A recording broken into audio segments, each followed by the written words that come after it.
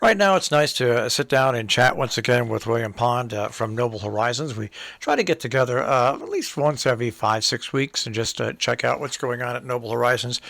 First of all, in advance, a happy Thanksgiving to you and your family and the extended family at Noble Horizons, Bill. Well, thank you, Marshall. The same to you, certainly. Well, we have a lot to really take a look at here. First thing I want to look at, and I'm a little, I celebrated. I'm now in my 51st year of broadcasting, and wow, congratulations. Well, now I look down and I say, wow, Noble Horizons is going to celebrate their 50th anniversary beginning next year. Yeah, where does the time go, right? I've been there now for 4 years, and I'm starting to look at the calendar and saying, oh, slow down here a little bit. But you're right, 50 years is quite an accomplishment, and we're really looking forward to recognizing that and celebrating that next year. You know, and I've known so many of the residents over the years that have moved to Noble Horizons to continue independent living, and then gone through the continuum of care and more. And there's just, and I know myself from the various stints in rehab after surgeries that I've been there. One of the things I want to discuss, and we're all still aware of this, and that is COVID. COVID is still with us. I mean, we are slowly coming out of it, and things are changing. But really, when you take a look at your record and how you, the administration, the workers, and the residents have dealt with COVID and remained COVID-free since March of 2020 is simply an amazing story. Oh, thank you. It's a feel-good story. It's a story that has an awful lot of chapters to it. And, to your point a little bit earlier, you're right. The workers, the staff at Noble have come together right from the beginning. And we continue to practice and employ the same strategies that have gotten us this far and hopefully a little longer. I just, it's amazing to me that we're still talking about this nasty virus, unfortunately. But hopefully there's some light at the end of the tunnel, as dim as it may be sometimes, but I think we're getting through it. Well, I think the way I look at it is, I'm now, of course, 69 years old. I think the people that are most concerned about this virus and should be right now happen to be the folks like myself who are I'll say 55 and older, and also now young folks, because young folks are now catching this variant, and they have the ability to pass it along to other people. But I think the way you have safeguarded your patients and staff there really deserves an extra spotlight, because it's a changing. Well, every virus changes and adapts, but to keep going like you're going and doing what you're doing really is a testament that has to be applauded, because it's by no easy means. All it takes is one little breach, and then everything comes tumbling down. Well, you're right about that, and it's important to remember that it just takes one instance, as you said, to light the fire, and it's a day in and day out discussion. We keep the discussion going.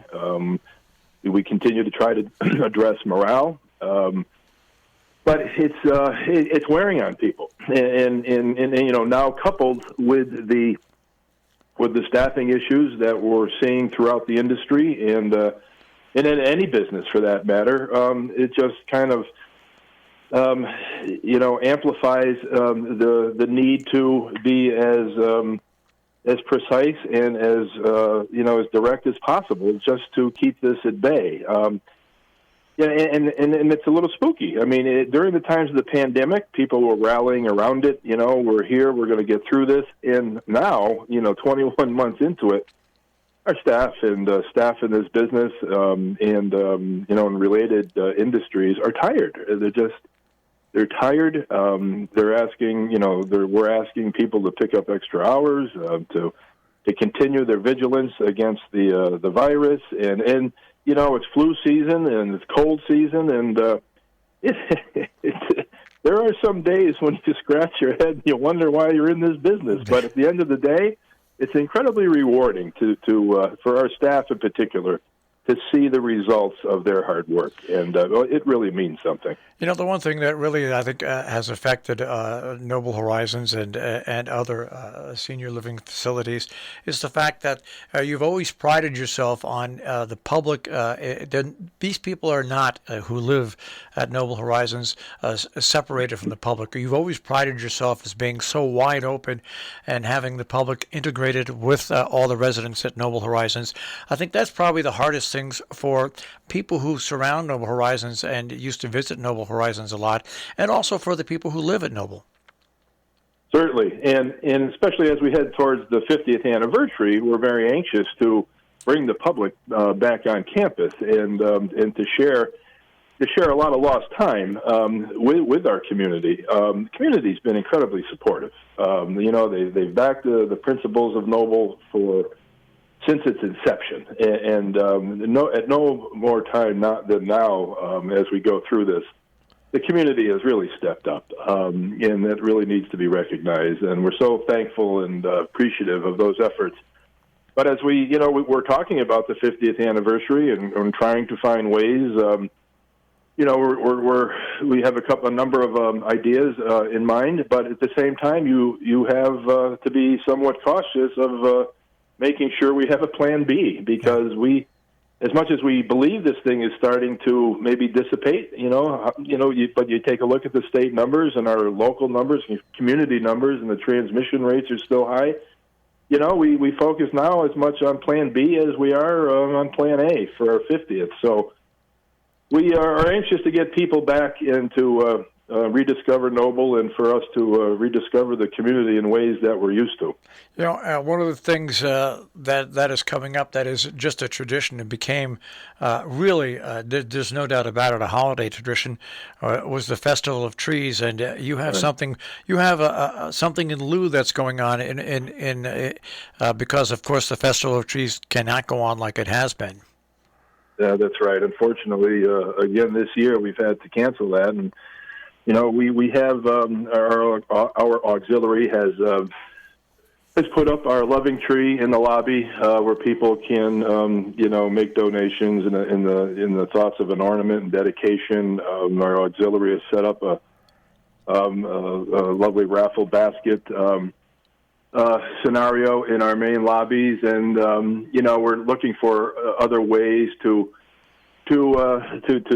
express gratitude and thankfulness. Unfortunately, at this time still, we continue to be generally closed to the greater public. This is become mostly an on-campus tribute, if you will. But it does continue the lineage, and it continues, I think, the recognition of what has been a part of the community and Noble Horizons for such a long time through our auxiliary. And, it's just a way to find a certain sense of normalcy and opportunity for giving within the confines of how we're living right now. So, it is a testament to the spirit of Noble Horizons. Well, for the Festival of Trees this year, you're going to have merchant gift baskets and also your display and silent auction of 5 trees, which have been decorated and donated by some of the most popular designers. You also have a giving tree. Now, let's talk a little bit about the giving tree, because I think that's great. The giving tree allows the community to get involved. How? By providing services for Noble residents who don't really have the means to access them. And those can be anything from hair appointments, manicures, and lots of different things.